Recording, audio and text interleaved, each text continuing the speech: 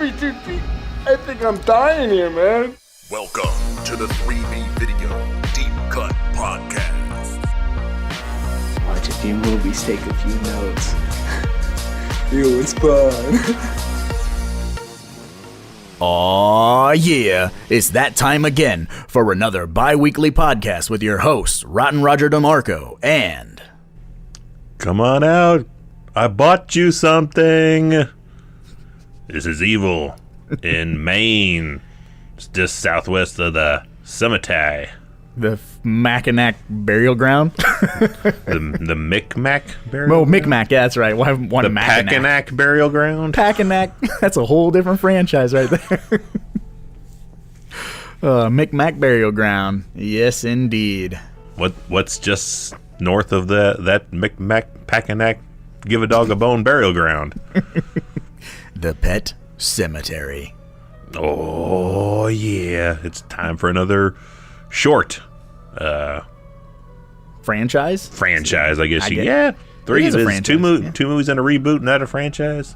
Yeah, gotta be. Yeah, that works. When does it officially? How many movies does it? Is it 2 or is it 3 to qualify as franchise territory? If you just I have think 2 maybe movies, we use serial killer logic, right? Like you got to kill 3 or more to be a serial killer. So maybe you gotta have.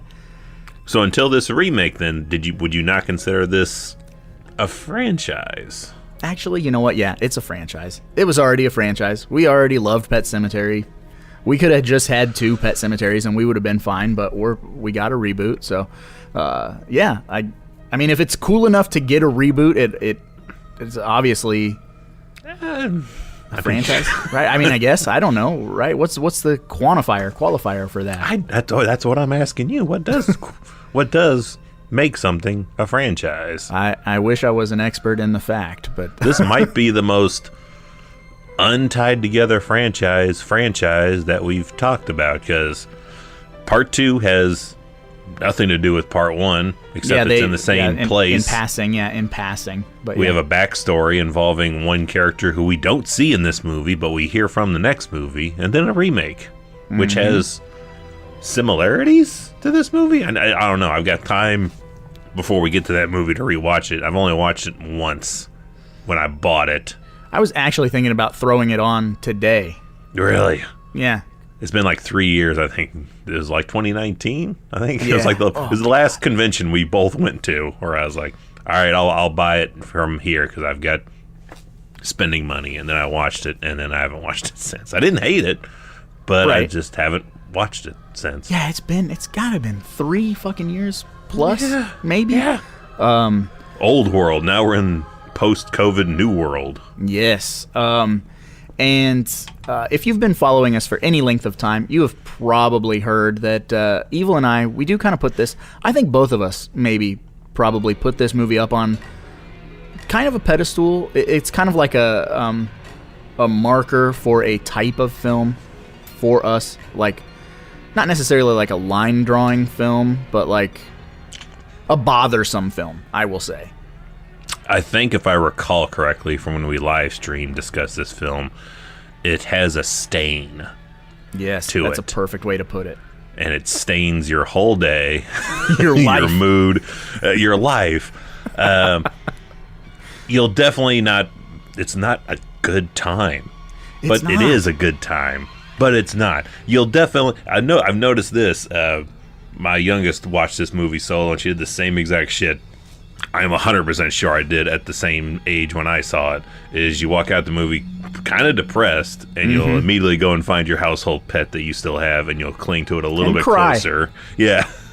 Oh, it's gonna be a tragedy when you go. Yes, I was there, in fact, for that viewing of your youngest, because she had seen it once before, but I think she was distracted in viewing it. You know what I mean? Like, Yeah, that's what I'm thinking. Cause she watched it with her sister, and they're like, "Brad, we're gonna watch it." So they went off into her room, and they watched, and they came out, and they're like, "That was hilarious." And I was like, "This is a different generation from mine." and then when she watched it solo, Yeah, because you came to visit. We went out on a movie run. We found a steelbook of it. She had some money to burn, so I was like, "If you want it, you can get you a steelbook of it. You have a better copy than I do."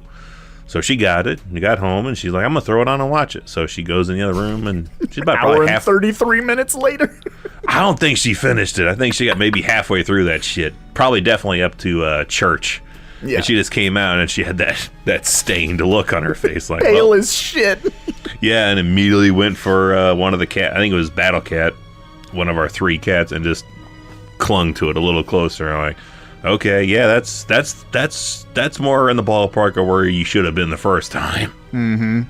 Yeah, this is a movie that isn't a background noise movie. This is not a distracted viewing movie. Because you have to feel the emotions that Stephen King gives you. You do the first time, but I feel like that's probably the lightest way you could watch this movie post as a background movie. Well, yeah. So, yeah, that's a good way to preface it. The first time, absorb the movie. Yeah, be miserable with the rest of us in the best possible way, and then have it on as background cinema. Yeah, and I think that's how we all kind of do it now. Or at least, yeah, like, that's how I do it. I'm going to do that. I'm going to do that next time we have a gathering out here of at least a few people. I'm going to grab Pet Sematary and put it in and just wait to see how the mood changes. I'm almost positive the wife will immediately be like, "The fuck you doing? Why did you put this on?" Like, it's a social experiment. The social experiment is everyone take mushrooms while we watch Pet Sematary. Oh my God. No. I don't know. We're 6 minutes in. Evil, do you want to give the good folks out there in internet land a brief plot synopsis for the completely uninitiated? Because we're going to spoil the ever-loving fuck out of this movie if you haven't seen it. But, yeah. Pet Sematary is a movie where you just watch a whole family make the wrong decision over and over and over again, despite everything in the film, including specters, telling you not to. That's pretty good. And then that it's one of those weird moments where I'm like, ugh, white people. What kind of white people shit is this? Because it's so, like, it fits that joke of, like, only us, the white people, would see all these warning signs and still fuck it up. And again. And again. Yeah. It's sort of a, rinse, repeat over and over in this movie. And it just, so... We watch a small town doctor slowly go mad and bury his family, only to come back alive to kill him. Yes. And I think we covered it when we did the live stream, how I had kind of brought up that this movie, it starts, and you got some, like, first of all, the breathy la-las, which I bring up all the time. That breathy la-la I love trademark music. that is fantastic. When you describe that, I'm like, that is perfect. That type of music. So the opening credits are pretty creepy. Like, if you don't get goosebumps when you're watching those opening credits and hearing that music, you might want to check your pulse. But when it You starts, might already be dead. That's another franchise. That's Phantasm. Boy. But as soon as those opening credits end, we are greeted by a family that's road tripping to a new home because the husband got a new job. And even, like, it's so weird that even the way that this is presented to the audience should be, like, whimsy and fun and, hey, check it out, like, go find your bedroom, like, it should be fun. As soon as they get out of their station wagon and Ellie goes to the tire swing, the baby already almost gets hit by a semi immediately.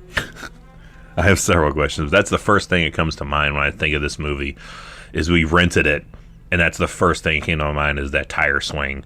And when she's on that tire swing, and you get a POV of her swinging towards the trail. Yeah. And it's just, I'm just like, this is not going to end. This movie, right then, I was like, this is not going to end well at all. Yeah, exactly. But then the adult rewatching it, me kicks in, and I'm like, so, dude bought a house. He's the only one in the family who has seen this house. Because they're like, because he gets there and like, what do you think? What the fuck is this about? That's how people do it, or did it. The husband's the breadwinner. Clearly, because I like, could you imagine?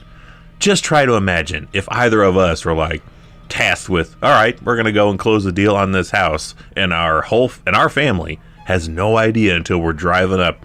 Deal is already done. No, I can't even buy a different type of bread. You know, like there's got to be a control group. Someone in the family has had to have had that bread once before to vouch for it. You know what I'm saying? That shit that catches me this time, I'm like, wait, none of them know shit about this house? Yeah, no, because, like it should be, the man makes all the decisions. Yeah. No, I'm just kidding. And that kind of follows suit, because I feel like he's really oblivious, which he probably is, dealing with what we're gonna have with this child and these fucking 18-wheelers. But I wonder if it was a 7 type scenario, like if he did any looking at this house before he bought it. Like, is the guy showing him doing it in like 10-15 minute intervals? Like, does he never hear these 18-wheelers, go by? And even Judd's like, these go by all day and most of the night. Yeah, and I feel like it's the Blues Brothers. Like, how often does this train go by? So often you won't even notice it.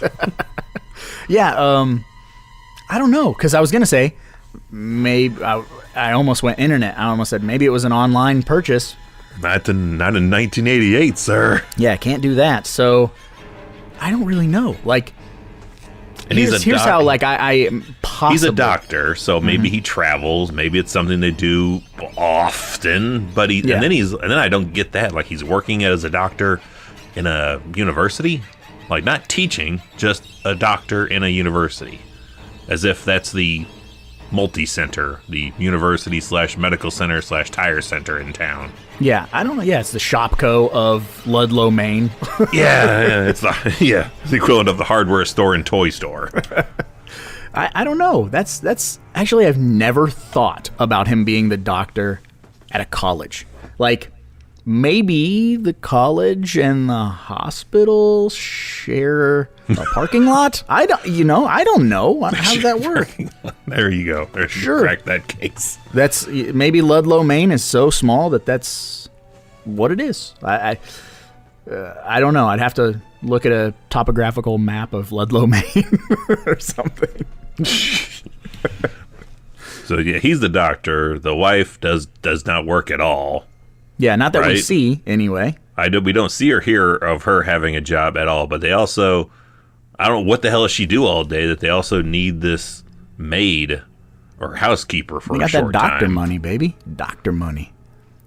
She just gets to read books. I was like, is that what she's just doing all day? Is she tending just to Gage? Maybe. Or, because she's not, clearly the older child is getting raised by this maid, because that's where he's getting the language from. Right. Cutting the nuts off church. Yeah, that is weird that they have a maid. And it's not like they live in like Did they bring her with her? Or they hire her once she got... Is that part of the husband's gig? Like, did he... I think they hire her. She's local. Lewis hired her, like, I bought this house, and I also got us a maid. Yeah, because she's got a fairly thick Maine accent. I can't do it, but you know what I'm saying? But that almost was Forrest Gump. Just don't pronounce any R's, and I think you nail it. And no better, no worse. But, it's not like they live in a mansion, so... No, it's a very country home. Yeah, very, like, standard 2-story home, so... Something that looks like I could afford it, not something that a doctor should be... Well, then again, if they're moving off, then maybe he doesn't give a fuck. Like, just get something, we'll be here for a few years, and we'll move again. Yeah, or, maybe it's expensive because of the amount of property, because it is a farmhouse, but... Does the Pet Sematary come with the land? Like, is that included with it? Must be. Yeah, that's a bargain. Does he own the original Pet Cemetery? Is it his job to upkeep it? Maybe that's what the wife's doing. She's doing all the landscaping. Oh, yeah. That's a full-time gig if you have like a couple of acres. In the summertime, yeah. That's a weekend to do all that yard work. Yeah, so that's her job, apparently, is look after the baby, read books, and mow the yard.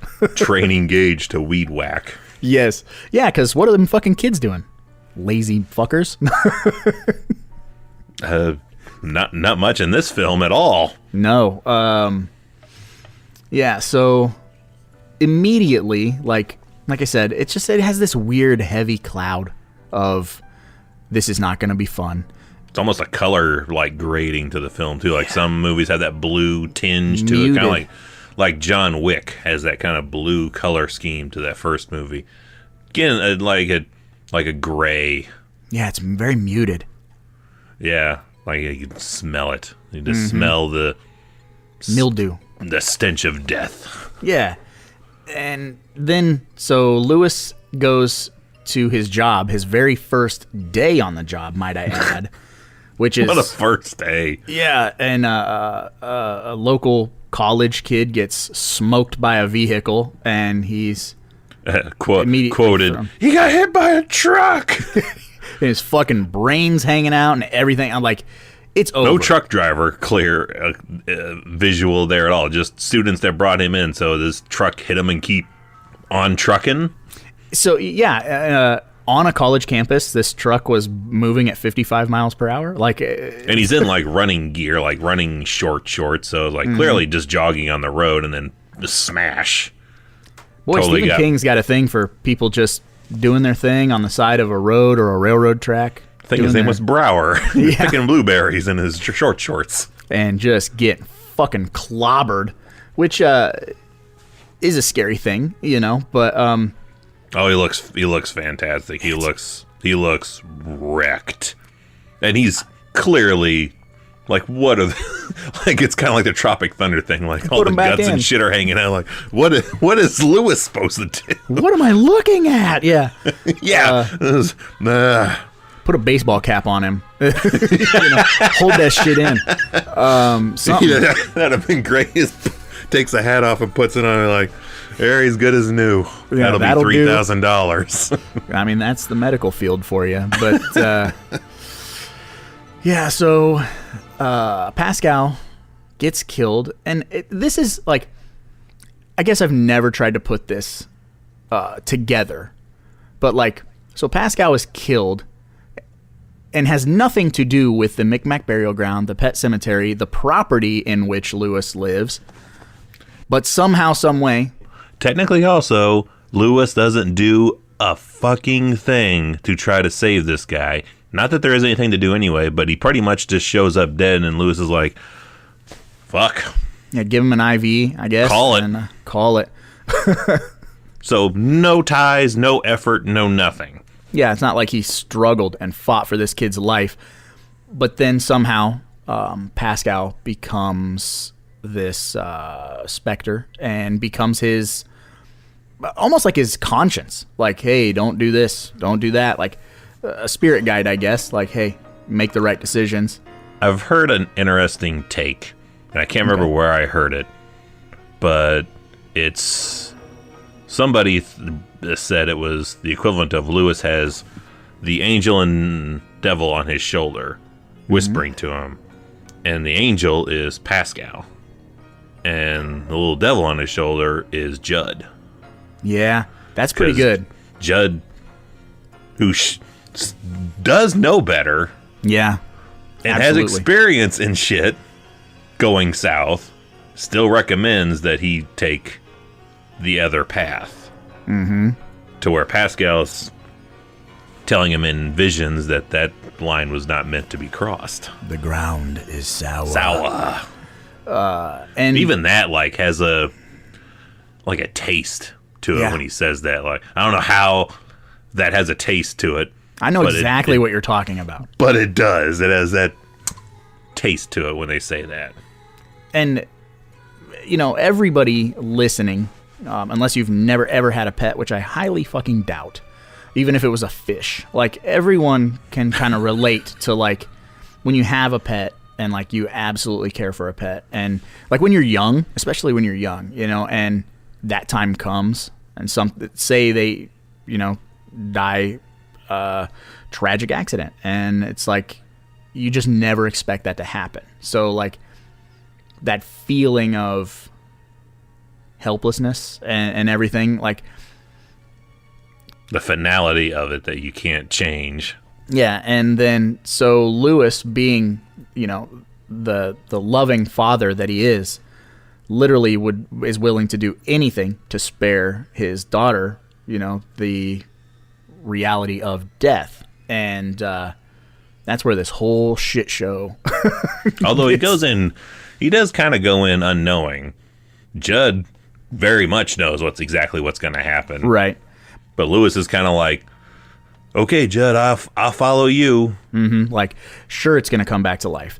And then, like, also, the heeding the warnings from Judd telling the story of his dog coming back and being violent. Like, clearly, because that's what I'm talking. Judd knows what's going to happen, but he's still like, I just don't want anything bad to happen. LA. But, and then you got to wonder, too, like, well, how bad can a reanimated cat be? You know, like, a cat is not like, I'm not afraid of a cat, right? So you got to have that, like, maybe Judd was thinking, like, it wouldn't be able to, like, kill someone. And then maybe also Lewis was thinking, like, well, like, what's the worst that could happen? He's like a grumpy cat. Like, ooh. I don't think Lewis believes any of this shit. He's just like, okay, whatever Old you crazy say. Crazy man I just met fucking 3 days ago. Yeah, I'll follow you up this. and I swear, I don't know if I'm probably mixing this with the Tales from the Crypt episode where I always feel like when they're climbing that terrain to get to the burial ground, that Lewis or Judd fall down that thing and like bust their neck up. But I totally think I'm thinking of the Tales from the Crypt where dude is handcuffed to the dead cop and breaks his neck. But I feel like every time I'm like, I could have swore one of these fuckers fell down this thing. Well, Lewis falls on the berm, but he doesn't fall on the rocks. Yeah. Remember, like, yeah, you'll step where I step or you'll break your neck or whatever the line is. But so Church comes back. And then they keep him an outdoor cat. Clearly, after seeing these giant fucking trucks going by, like, that'd be the first step, is putting up a fence, and this cat is now an indoor cat, not an outdoor cat. But they're like, nah, he'll be fine. Yeah, he's all right. How the hell did you get in here? That is, yeah. So good. So cat ain't gonna kill you, but it's gonna kill other things and throw it at you. Yeah. Kills a mouse and strategically fucking flops it in your bathwater. Yeah, right at your crotch. Pure evil, I'm telling you. Also, sidebar. A lot of like reviews that I've watched about this movie or read, or even like documentaries that I've seen, a lot of people give Dale Midkiff a hard time, saying that he cannot act. And they're wrong. Yeah, I will fucking die on that hill, and then you can put me in the Micmac burial ground. He's wooden in some spots, but when it's his moment to shine, when it's his moment to be like, all right, throw your acting chops out there, let's see it. He slam, home run, everything, touchdown, every sports reference goal you could think of. Like, his scream is fantastic.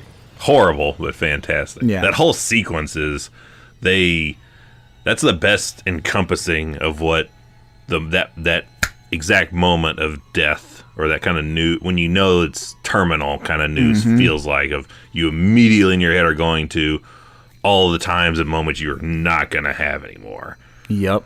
The funny twist, of course, they do this visually with these pictures of Gage being born, but they do it on the fucking highway. So they're dropping photos on asphalt, which I thought was like, that's a dark twist. Oof. Yeah, it's pretty rough. I like it, but it's dark.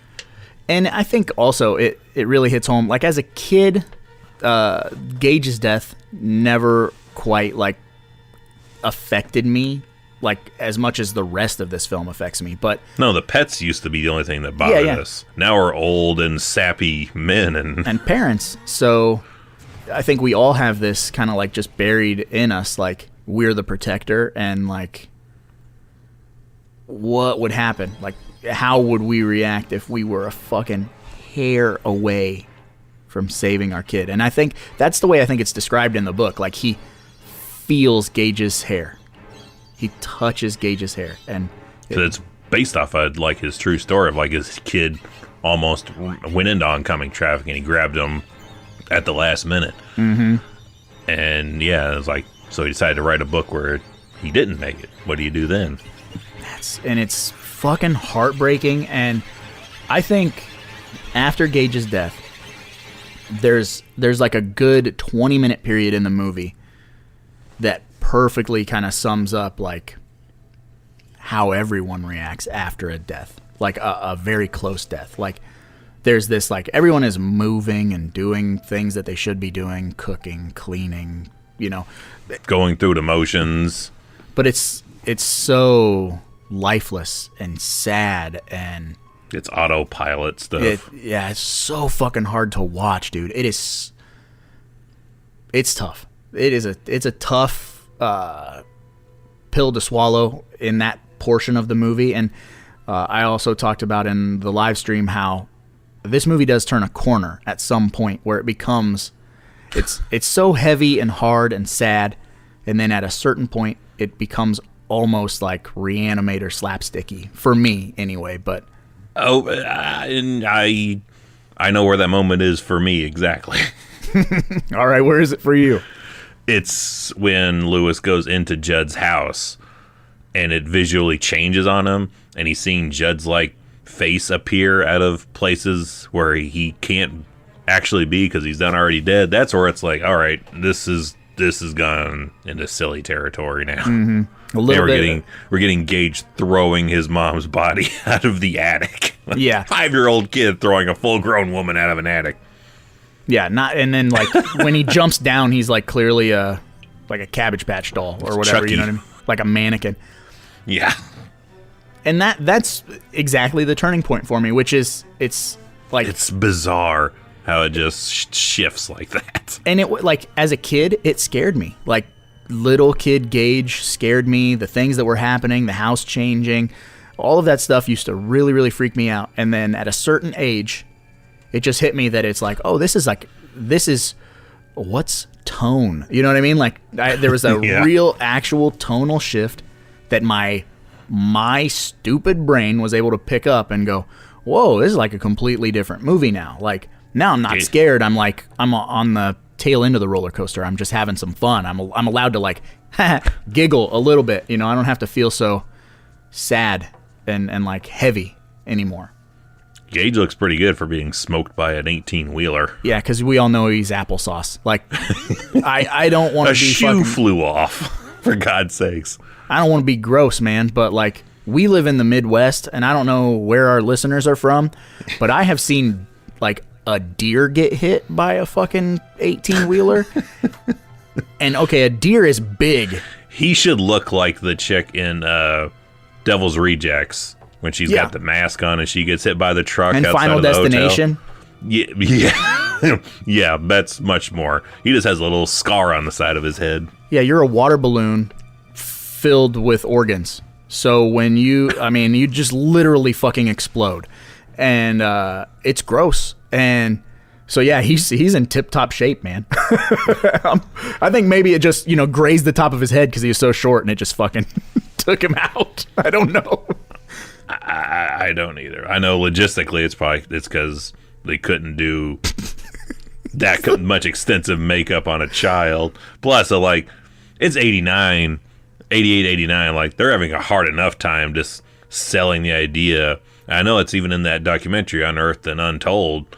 Like, just getting the movie made was an uphill battle because people are like, kid dies in that, doesn't he? Nah, we're not going to do that. You can't make that, yeah. Like, pass on that. Imagine if Gage came back and he was that, like the pile of goo guy from the first Scream package. Scare package? Scare package? Yeah.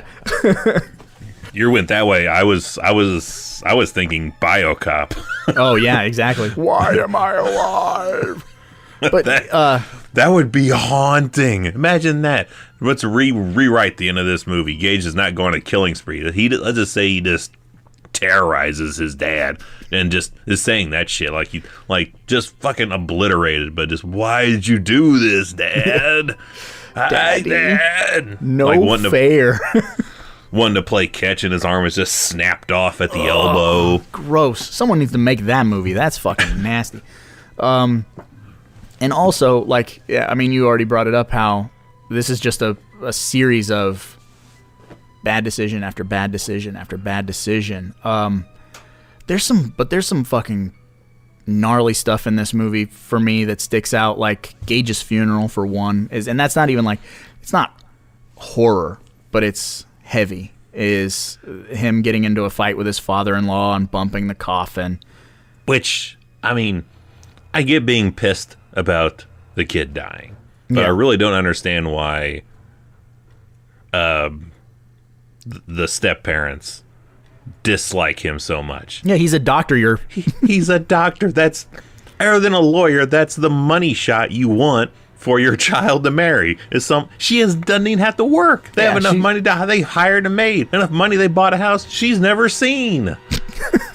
Why are they so pissed off at him? I don't know. Maybe they dated in high school and the stepfather didn't like him then, or whatever. The father-in-law didn't like him then. I don't know how. Like that's very ridiculous. Yeah. It's epitome of ridiculous. Like, unless sidebar, unless like Lewis beats her, you know what I mean? Like, unless he's abusive, but I never even get a hint of that. So I don't know. Sure, we'll go with that made-up scenario. He beats his wife from Star Trek or whatever she was on. Yeah, she was in Star Trek. Did Star Trek. I know she did a Playboy spread as well. I did not know that. That needs to be in the Discord. Denise Crosby. Yep. Hello. Very hairy. I'm all for it. Nothing wrong with that at all. No, I'm cool. But so we have that sequence, which is pretty tough. And then like this weird like descent into, am I gonna do this? I think I'm gonna do this. Like maybe a good 5-6 minute sequence with Lewis, and he like premeditated, like ships his wife and daughter off to go visit her family. I don't think it's long after I think it's probably pre-funeral. He's already planning this shit. Mm-hmm. And I mean, this whole thing of like, he knows Judd is gonna try and stop him, but like it's not gonna matter. Like, he's just gonna ghost Judd and go and do it, and him digging up Gage and like hiding from the police. That whole section of the movie. I get him falling asleep afterwards though, because that's I'm not dug by 3 foot hole. Yeah, I've not dug a grave, but I've done some extensive digging in a day, and that shit is exhausting. Yes. Yeah, it's not fun. It is blistering and exhausting. Like, his hand should just be wrecked. And yeah, he's tired as shit. Just crashes out after. Because, I mean, shit, he does that twice. He's got to dig down to get him, carry him all the way up this fucking hill, and bury him again, then walk home. Yeah, and it's not like the ground at the Micmac burial ground is normal dirt. So that's twice as hard. And it's not like he's playing this for his whole day. Like, he's already done a full day. This is his night gig now. Mm-hmm. So he's burning the candle at both ends physically. So I know some folks like, the fuck do you just fall asleep after you reburied your kid and expect him to come back? Like, that's a lot of work, man. Nature will take its course. Well, and also you got to factor in the adrenaline too. Like, he has broken into a cemetery. He literally hides from police. Like, there is the 100%. His heart, his heart has to be beating 1,000,000 beats per minute all the way up until he is officially like in the reburying. Yeah, because there's at any point that he could be caught. So, and I don't know if anybody. What are you doing over there? Taking my kid up. Yeah, adrenaline dump is a real thing, man. Like, you get super hyped, and then your adrenaline wears out, and then you're gonna crash. So, but yeah, he passes out, and this is right before the movie gets silly to me, because even when Gage comes back and like muddy footprints and all of that stuff, that is all still very much nightmare fuel for me. Like, yeah, it's all the way up until like he's stalking Judd. Things take a turn. Mm-hmm. Yeah, and I mean, even before that, I can't believe we gotten this far. We've not brought her up yet, but outside of Reagan from The Exorcist, the most nightmarish character on film I could imagine in cinema history, Zelda. Yeah. Ugh. See, and that's where my problem with the movie is now. Like, I mean, it always was Zelda. It never was, like, Gage dying. But, Do you not believe spina bifida or whatever it is that she's got does that to you? I can't don't remember know. what it is she actually has, but I know it sounds like it's not that. Doctor said she need a backiotomy. So, She does. That shit's curved like a fucking country road. yeah, and she is terrifying. And I think more so, like, not even necessarily her look, but the way they do the voice. Like, I think it's the way she looks. Something. well, it's a definite combination. I think it's also the same in Insidious. Anytime you're dressing a dude up as a woman in a horror movie is ultra terrifying to me. I don't know why it is. Well, it's very unnerving, but like there are times with Zelda. And I feel because the director came from a music video background. I'm blanking on her Mary name. Lambert? Mary Lambert, yes, she did Madonna music videos. I have to believe because of that visual influence of doing music videos helped in the scenes with Zelda. Because I remember watching it the first time and being like creeped out when we're looking at her just laying on the bed. Yeah. And then when she like starts skittering towards you, you're like, oh, whoa, whoa, whoa. Yeah, never feel get that's- out of bed again. I feel that's Lambert's like best work right there as far as like an audience reaction. Oh, yeah. But like I was saying, there's points in the movie where you don't even see Zelda, but you hear her. And for me, that's the equivalent of the dolly zoom into the bedroom door in The Exorcist. You know, like you know what's on the other side of that door. So Yep. when you hear Zelda saying Rachel, and like I just gave myself goosebumps saying it, and I'm not even that Goes up actor. the back of my neck.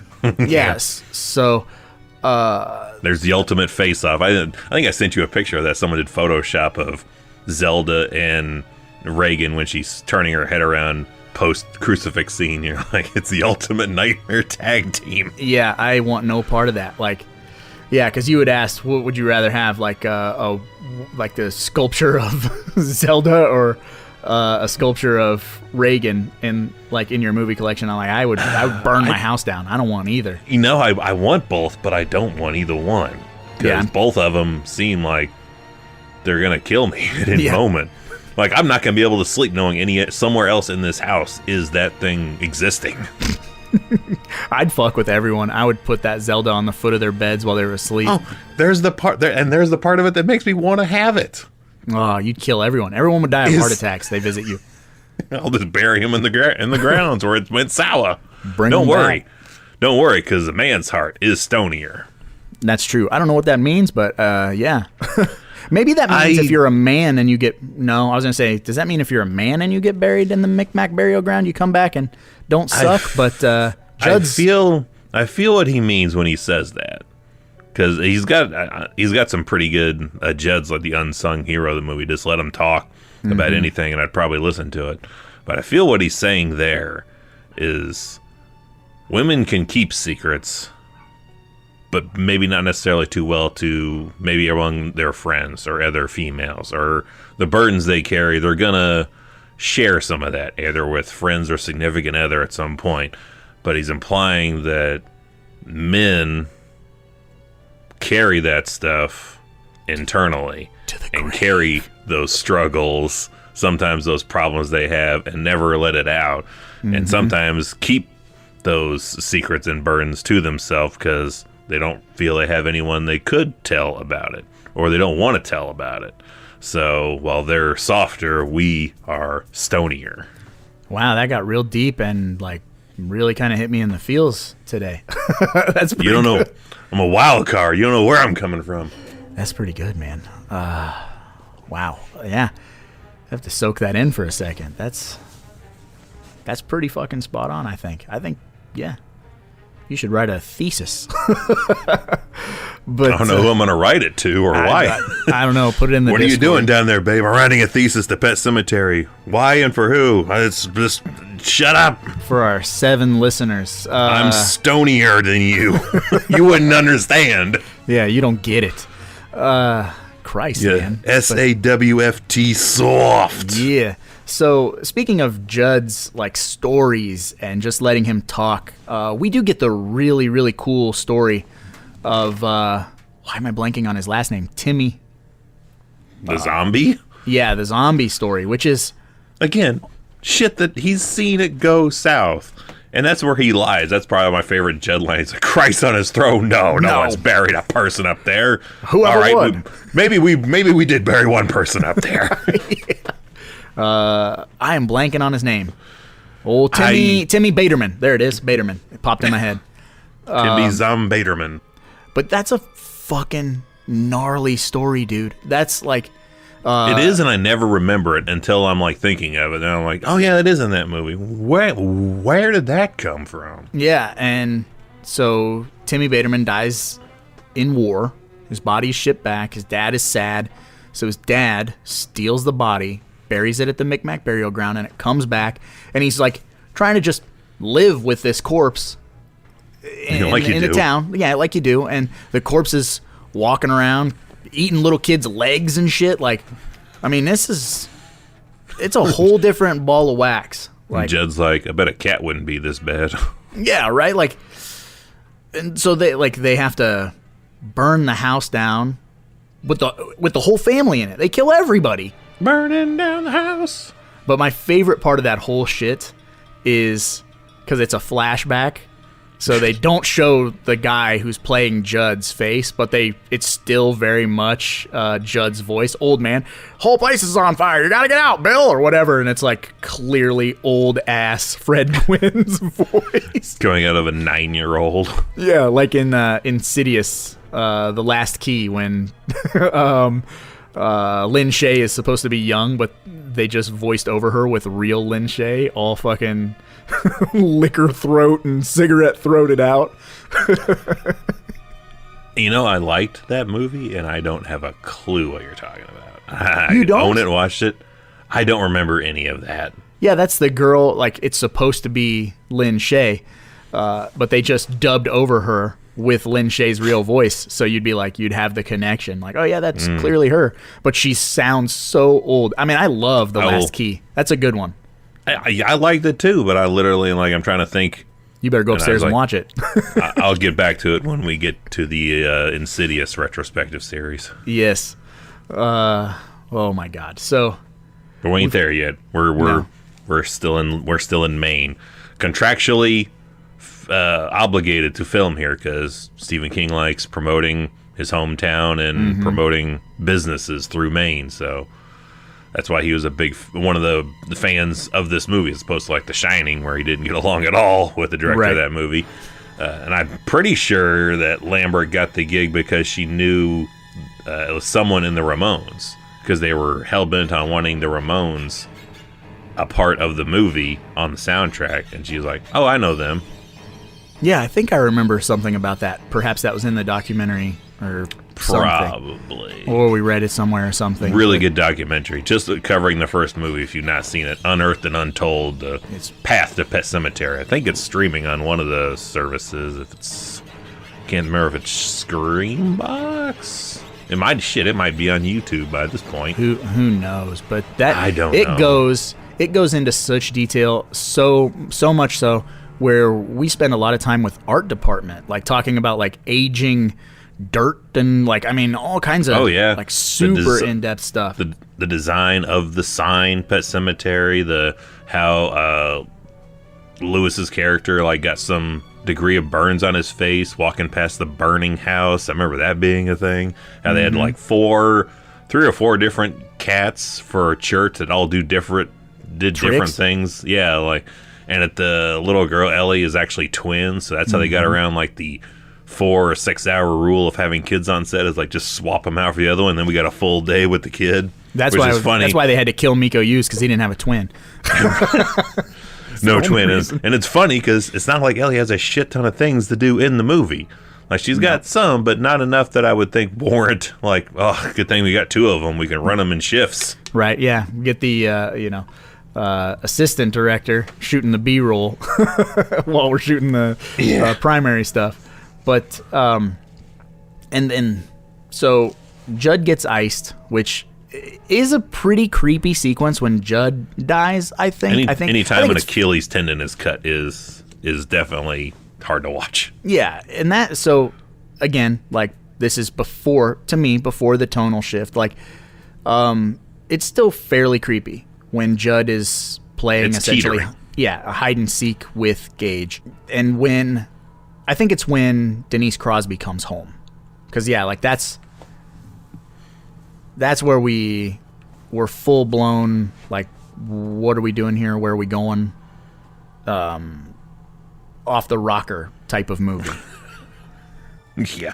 With Denise Crosby, she somehow, some way, like, so Pascal is communicating with Ellie, but then somehow, some way, Pascal is like subconsciously communicating. Like, it's weird.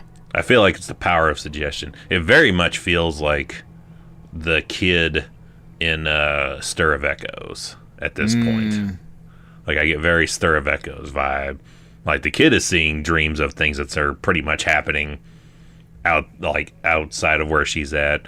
And then, Rachel's just getting, like, power of suggestion things. Or, like, just making, like, coincidences.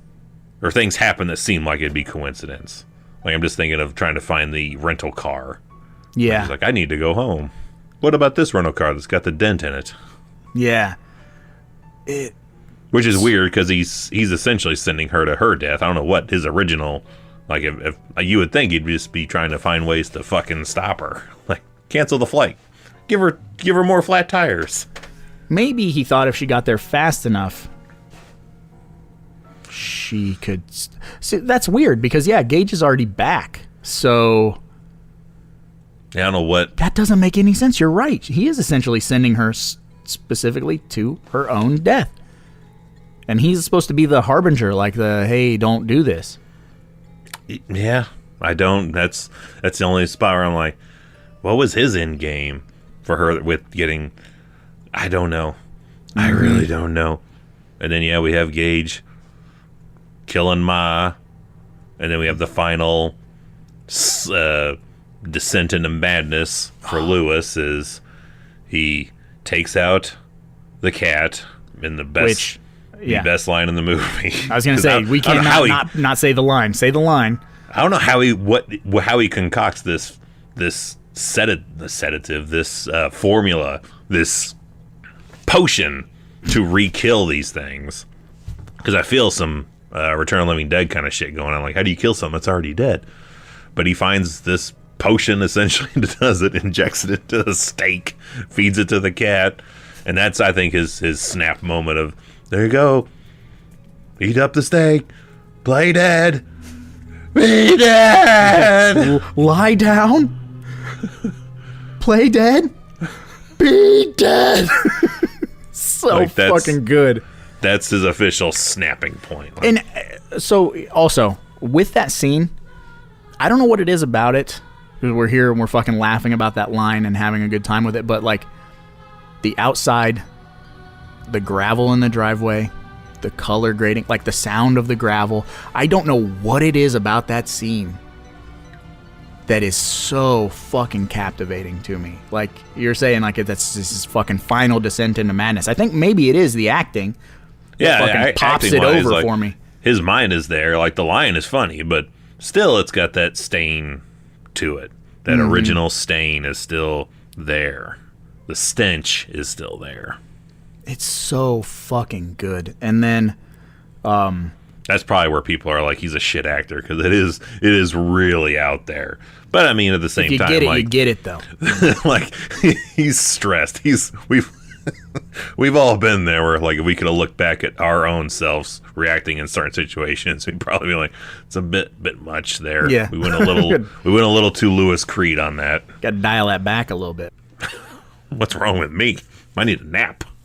His other magic needle, and he's gonna take out Gage. And that's right there. That is the spot. Like going into the house and looking for Gage, and then again, right when Gage jumps out of that fucking attic. This is where I go, okay. Yeah, like the fucking, it's very Three Stooges silly, like super stiff fucking mannequin in a Superman pose. Like, He's gonna do the superhero landing. That's what the Gage should have done, man. Just landed out of the cellar on one knee, fist planted into the ground. Dust cloud coming up from underneath. Yeah, cracks. Now on I the want to hardwood play floors. with you, Daddy. See, in the phone calls when he, first I played with Gage, or first I played with Judd. Then and I that play whole with thing. Mommy. Now I want to play with you. Creepy. Not terrifying, but creepy. And Unnerving. yeah, and so we're teetering. We keep going back and forth. Like, I swear to God, we're like, we go to Come back a little bit. Stephen King land, and then we go to coked out Stephen King land, Maximum Overdrive. Like we're right there. Like we're a fucking metronome. Tick tock. And We forgot to mention his cameo as the preacher yep. or priest doing the cemetery there, which apparently he just had a ball playing that role, which of course he did. Yeah, because he's high out of his mind. No, I don't know. I played a what? Yeah, he doesn't even remember. But Pet Sematary? They made that into a movie? I will say this. We're talking about the latter half kind of having this different tone, right? But I will 100% die on the hill that this movie fucking sticks the landing. Like, it's got an awesome fucking ending, and to me, doesn't feel slapsticky. Feels very gross and very heavy until the Ramones' Pet Sematary kicks in, Which is not quite like we have some songs that are tied to movies that kind of explain the movie, have lines from the movie, that kind of thing. This is kind of the title, and that's about it. Like a line in the song is "I don't want to live my life again." It's not really how it works. Yeah, at all. Don't. Yeah, no one bury you. It's like not like you've been buried and you're reliving shit. Yeah, you come Nitpicking, back but- different, Yeah, very different. but it is a good like if you trying to think of like a good like pow hit you right in the old breadbasket ending. Like if the whole movie didn't already stain you, like that ending will definitely, you'll leave there going, whoa. Yeah, Even sunlight, if you like are watching this in a dark place and then go outside in sunlight, it's still gonna seem kind of gray. yeah. It's okay. So that's what I'm talking about with. Do you think he's expecting, like, because spoiler, he takes the wife's corpse to bury, and of course he's gone full mental at this point. Like, oh, if I just bury her quicker, it'll work this time. It'll work this time. Do you think he's really believing any of that, or is he Just fully trying to convince himself, man. or is he fully expecting her to come back and to like just fucking end it? Just end it for me now. I think he's just trying to convince himself that, I mean, like, his whole life as he knows it is over. His kid is dead, his wife is dead, his neighbor is dead. Like, I mean, even just the kid. yeah, Like, how you not promoting any suicide thoughts at all on this? But just if I was like to, just for a split second, put my foot in that shoe, and like, I don't know how I'm gonna live the rest of my life knowing I was just that close and came up short of saving him. I don't know how I'm gonna do the rest of my day, yeah. I think, let alone tomorrow. I think I'm gonna clock out early, and so the whole sequence of him carrying his wife's body and trying to convince himself. We don't necessarily see the whole like trek this time. It's more condensed because It's like Shaun of the Dead, like take cock, kill Phil, yeah, rescue it's mom, condensed, but still somehow manages to convey the weight of what he's done. completely convey that weight, because we get the shot of the path at nighttime with some fog. Like everything is super still, and he's in this house, and also the use of a couple of Dutch angles while he's coming into his house and sitting down, playing some solitaire. It's got this really...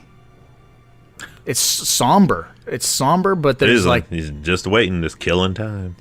And also, like, there's a little bit of suspense. You know, it's somber, but it's suspenseful somber. Yeah, he's like, what if he is right? What if she does come back different than before? She comes in, and we get the reveal is her one foot has a shoe, and the other one is in the stocking, and the stocking torn stockings. Yeah, they have the runs in them. They're all torn and nasty.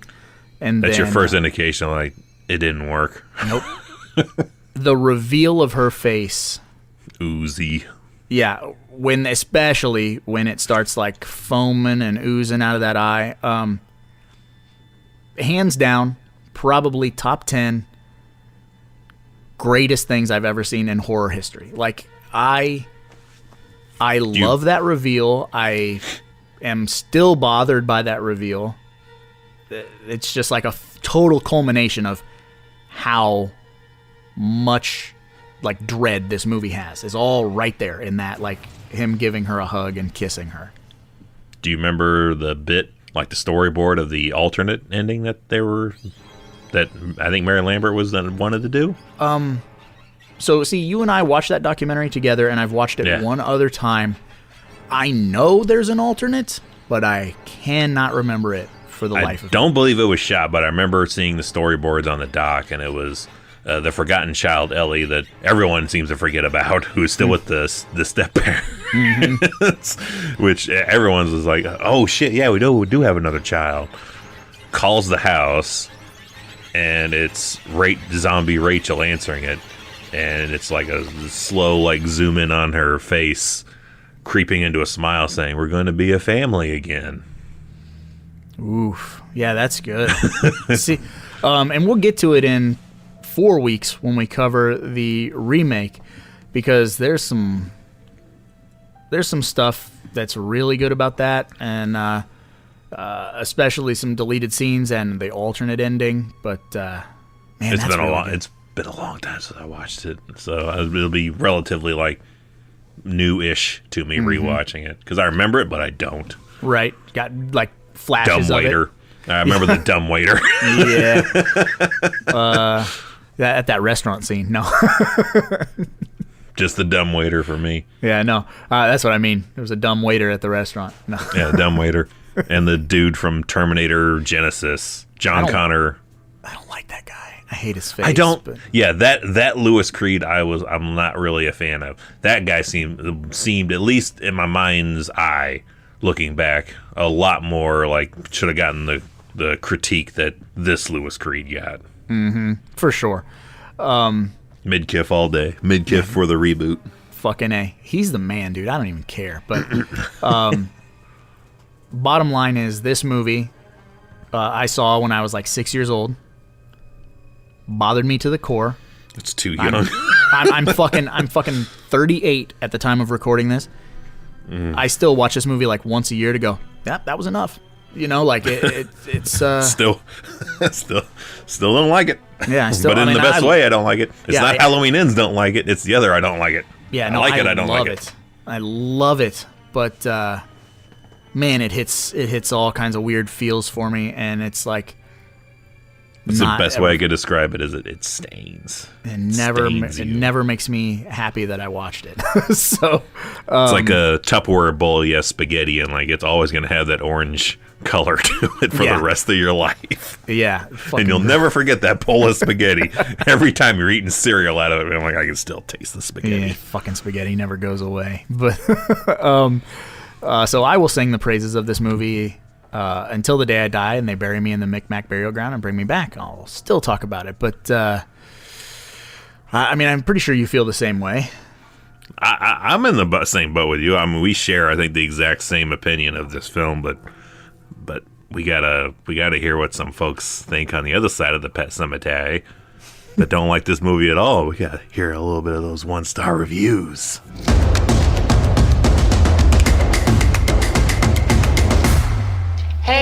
First of all, before you even jump in, yes. 2 weeks ago we covered Maniac Cop 3, and there were zero 1-star reviews. And I have a hard time believing that there are people out there that don't like Pet Sematary. So I'm curious what you were able to scrounge up, resurrect, whatever you were able to Spoiler, find. it was not that difficult. I can't believe it. I'm about to rock your world then, because first up is Chi-Bob.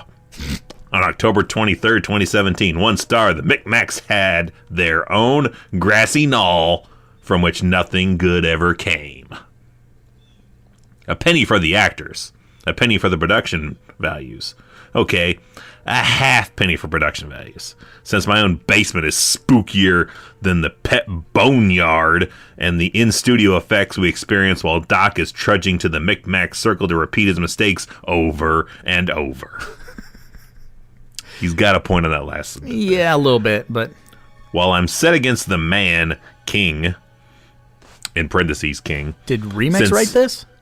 Since he dropped the ball writing everything following The Shining, but as his circulation numbers evidently indicate, there's still the requisite sucker born every second or less. That sounds like Remix a little bit. Oh, God, yeah.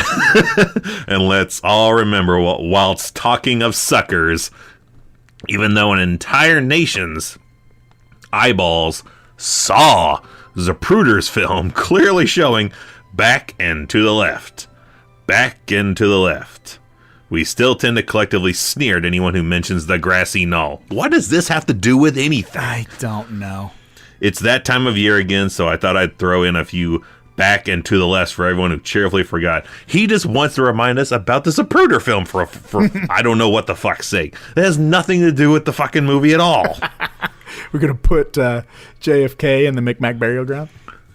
Chi-Bob has a personal agenda and has nothing to do with the fucking Pet Sematary. He's a pretentious, snobby bitch. Yeah, needs slapped upside the fucking head. All right, next is CB, November 24th, 2022. 1 star, big thumbs down. It's not the correctly only supposed to do stars, but he's doubling up there. Now, you sounded like Onyx the Fortuitous right there a little bit. Really disgusted by some of the scenes. Would not recommend. I don't know. I like this one. This username is fantastic. This is Mama Jamma. Ah, that's fucking the Pajama Jammy Jam. October 28, 2010. 1 star, so awful it's funny. I agree with all the thumbs down reviews, and I'm totally puzzled by anything rated higher. This is the worst film adaptation from a thrilling novel ever. The characters are totally wooden, poorly acted, no chemistry. What the hell is Yar doing in this movie? Yar? Yar, I believe that is Rachel's character's name from Star Trek. Oh, okay. Yar not working for here anymore. Yeah. What the hell is she doing in any film? I especially enjoyed that the family, knowing how dangerous the road was, sits so close to the road and lets the toddler run right into the road. Smack! The acting is horrid. The whole movie is poorly cast. I did like that the father-in-law belted the irresponsible dad at the funeral. Oh, okay. He should have taken out his own daughter while he was at it. Wow, this guy is promoting beating children. This guy definitely has a daughter who married a guy he hates. Definitely. Yeah. Idiot parents, but then this is one idiotic movie. I heard the sequel is even worse. That's all I need to hear. Hopefully, y'all too. Wow. So first of all, Mama Jamma is definitely beating his children for Mama the choices Jamma's- they make in life. yeah, Mama Jamma's upset at life, but they were not playing close to the road when that fucking kid got hit. Okay, it's a giant open field. That's why he couldn't save him, because it was they were in a giant fucking field, man. Like, he was letting the kid. I won't give him too much credit though. They've already had little. They had an incident the day they moved in, so I feel like that alone I would be super like hovering the rest of the time we lived in that house. But that's neither here nor there. You like this name? This is from Matt Schlocky. All right. August 14, 2019, 1 star, very poor sportsmanship to the point of being predatory. It was at this point I had to make sure I was still on the Pet Sematary 1 star review. Okay, yeah, because I don't, yeah. Very poor sportsmanship to the point of being predatory. I purchased this thinking it was the new Pet Sematary. They put a new cover on it. And presented it as such. They almost got the same way with Child's Play. This is shady marketing. Sad face. Oh, so you got duped Schlocky by the old... got. Yeah, you got duped by the slipcover gods. And I think the cover he's talking about is the one that looks kind of like the book where it's... Yep, I got that one. Black. And yeah. Because I actually bought this on... cat's face on it. I bought the 4K / Blu-ray of Pet Sematary. I just inherited the steel book that my youngest bought, and I just gave her my DVD. I was like, go ahead and keep this. I know you'll probably never watch it again. But yeah, it's ruined your life. Yeah, we can't not have this steel book in the house because it's cool. Mm-hmm. Not selling this. Like, the deal is done. Next, we have Russell J. Johnson, January 5th, 2019, 1 star. Forgot how crappy this movie is. Wow. Man, a lot of people. Everyone, the acting is horrible. The effects are horrible. The dialogue is terrible. The direction is abysmal. That is the best I can say about this movie. Sorry, I sure hope the new version is better. With an A? Better? No, he spelled better, but I thought it'd be a nice... I went with a nice interpretive flourish there. There you go. Wow. The remake is better. They really got it out for this movie. And again, maybe... I mean, I don't know. I can't step back because, like I said, I watch this movie once a year, but I still seem to watch it through like a 6-year-old's lens. You know what I mean? I still have that like I think it's kid fear of it. That partial nostalgia, even though it's not like a warm, fuzzy nostalgia. It's how you see something for the first time is probably how you're going to interpret it every time. Some stuff might slip through the cracks. Biodome, looking at you. Mm-hmm. But I don't know. All right. Next, we have Rondell Dale Branch. June 18th, 2015. 1 star. Silly. What a waste of time. A cat who becomes demonic. Not to mention a movie that has just plain ridiculous. A movie that was so poorly made, it takes effort to describe how bad it really was. Then they stopped saying anything. It takes effort, so I'm not going to do it. This is a lot of work. Fuck it. Yeah, it's almost like, writing takes talent. I don't know. Next is right there next to, this is the gold star. Oh. We have, I can't remember her name from the Nightmare on Elm Street 1 stars, but this Amanda Mitchell is a gold star.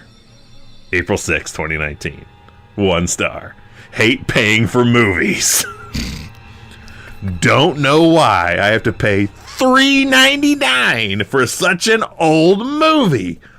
All movies should be free for Prime members. You need to stick your hand in a blender. Like, this ain't your next. I fucking cannot stand that. Oof.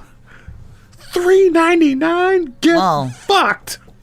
You couldn't get your Starbucks today because you wanted to watch Pet Sematary. Nope. Next is Favorite Flyer, July 13th, 2015. 1 star. Not my cup of tea. Not my kind of movie. Stopped after 20 minutes. Some Stephen King stories are beyond me. Just my preference. He was like, yo, man, they fucking ran over that kid. I think I'm out. That's not probably 20 minutes in. Yeah, that's not. I mean, that's probably the nicest 1 star you'll find is someone who's being like, this just ain't for me. Didn't trash none of the acting or any of the effects or none. Just was like, I don't think I'm going to do the rest of this. This is just not for me. Feels a little heavy. I'm going to call it a day. I don't know if it's sexist or not to think that this has to be a woman that did this next review. But I'm going to say a woman did this next review. October 28, 2017.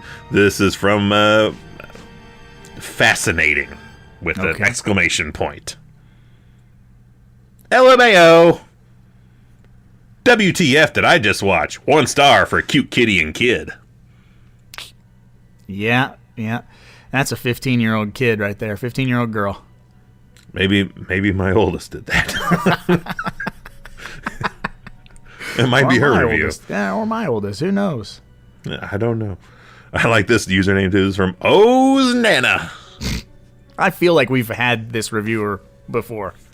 O's Nana, February 12th, 2017. 1 star. Mad movie.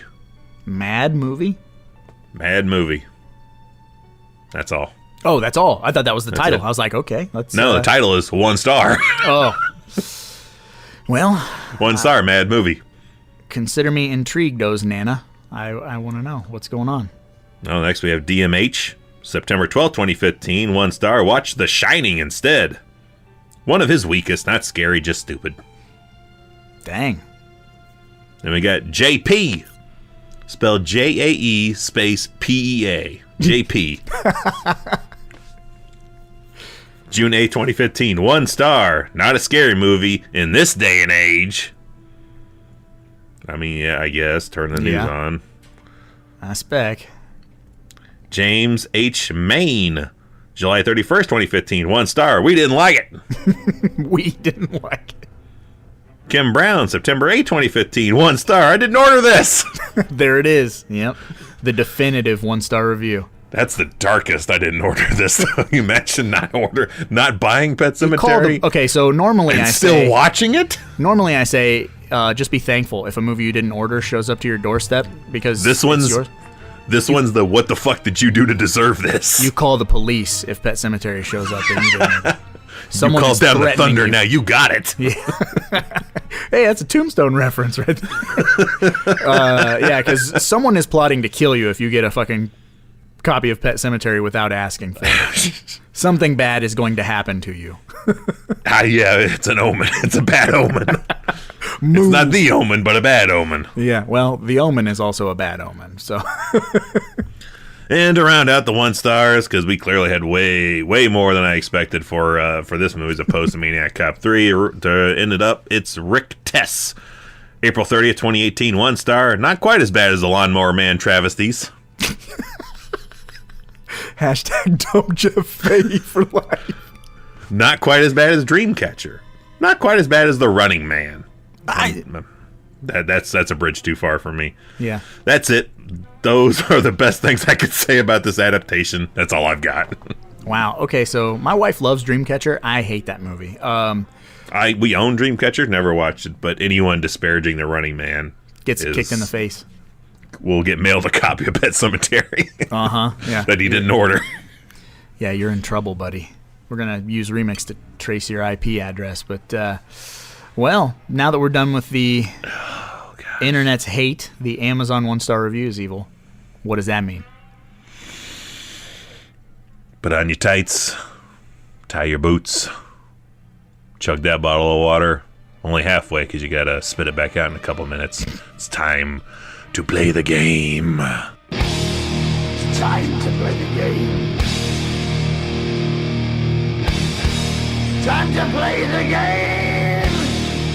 It's all about the game and how you play it. My sister died in the back bedroom, and that's what she was. She dirty little secret. I had to feed her sometimes. I hated it, but I did it. We wanted her to die. We wished for her to be dead. It wasn't just that she wouldn't feel any more pain. It was so we wouldn't feel any more pain. It's because she started to look like a monster. Even now, I wake up and think, is Zelda dead yet?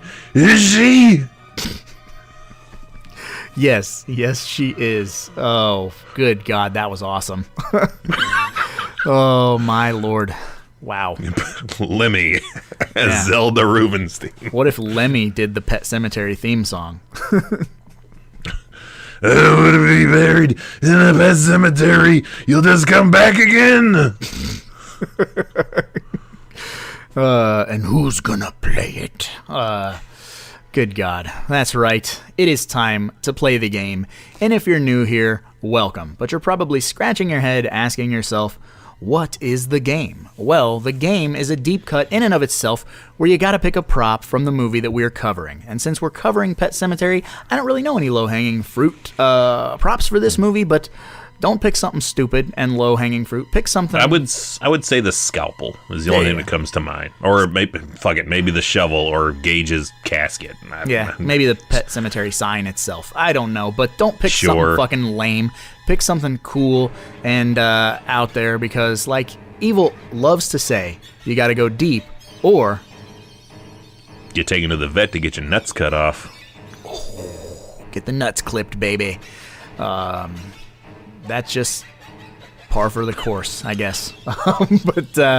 So yeah, find us on all of your social media applications and let us know. All your podcasting applications, whatever it is. Where did you find us? Yeah, wherever you found us. If you can comment. Find us on Discord, yada, yada. Let us know. Write a letter. Yep, old-fashioned snail mail. And let us know the prop that you pick from this movie. So, there are plenty of oddball props in this movie. This whole movie is an oddball prop, so I think I'm gonna let you go first. I have a definitive one, so. Oh, really? I think so. I mean, maybe, yeah. I'm torn between something silly or something that I feel would have a bit more stain, I guess, to it. So if I'm going silly, I want the fish bowl. Yes. In the cemetery. Hopefully that wasn't hit on the fucking road by an Orinco truck. Just playing with your fish on the asphalt. I was playing with my fish on the high side of the highway. Orinco came by. I didn't have time to grab the fish. Had the flashbacks of buying it from PetSmart and feeding it beta food. Dayfly eggs. Blah, blah, blah. That is good. So that's my funny one. But if I was going a bit more serious, I would take Pascal's gray hooded sweatshirt. Nice. It's a zip hoodie. Yeah, that's good. Okay, so I'll do the same. I have two. Then really? All right. I'll do the severed leg in the shoe that Timmy Baterman's chewing on for my silly one. That's pretty good. That's pretty fucking rocking. And if I'm gonna go serious and somber, stained, I want the noose that the Jesus house Christ. cleaner kills herself with. Because you never know. I might need it. We don't know if she has cancer or just, she just had some bad, taco smell. She just got stomach pain and she's like, fuck it, I ain't dealing with this anymore. Deal with this the rest of my life? Fuck it. I'm out. And I guess that was a fill-in, because I guess originally, in the book, I think Judd's wife is still alive, and she's the one that dies, and that's the body that they're going to be dealing with going to a funeral for. So that I guess I can't remember if there is an actual maid in the movie, or not the movie, in the book.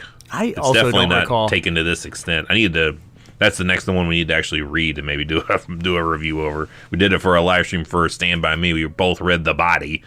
Which was easy. It was like it's a nice short story. Yeah, it's a nice short story. I don't know how many pages Pet Sematary is. Probably 8,000 pages.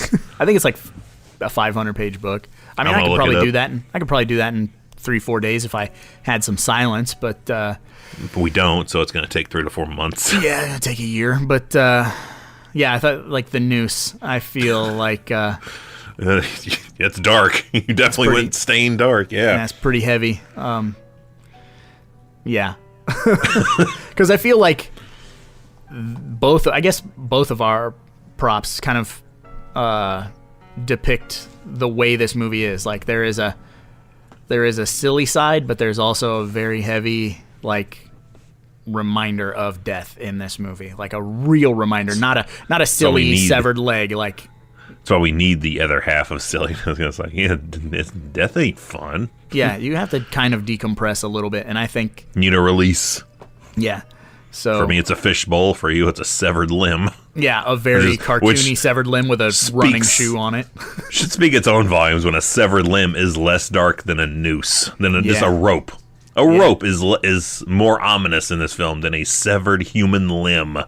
Dude, well, I mean, it's funny. It's funny for a reanimated corpse to chew up a kid and be gnawing on his fucking femur bone or whatever, but like the bone. Yeah, it's a femur bone, but having depression and some sort of physical ailment and then just deciding to kill yourself, that's pretty fucking heavy. That's a real life death, So yeah, I have to go with that for sure. That's a real upbeat note to end the show on for sure.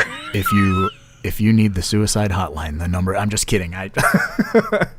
Yeah, don't do that. Just no, you'll miss our next live stream show where we're doing something silly on there. You don't want to miss that. That's right. Become a Patreon instead. Yeah. You'll feel better about it. Feels good to give. Don't give your neck to the noose, but Give your money to us instead and let us entertain you. yes. On that note, I suppose we should probably get going because, after all, there's a lot of movies out there and somebody's got to watch them. So why not us, right? Well, if this is up to me, I'd let church live to be 100. But I don't make up the rules.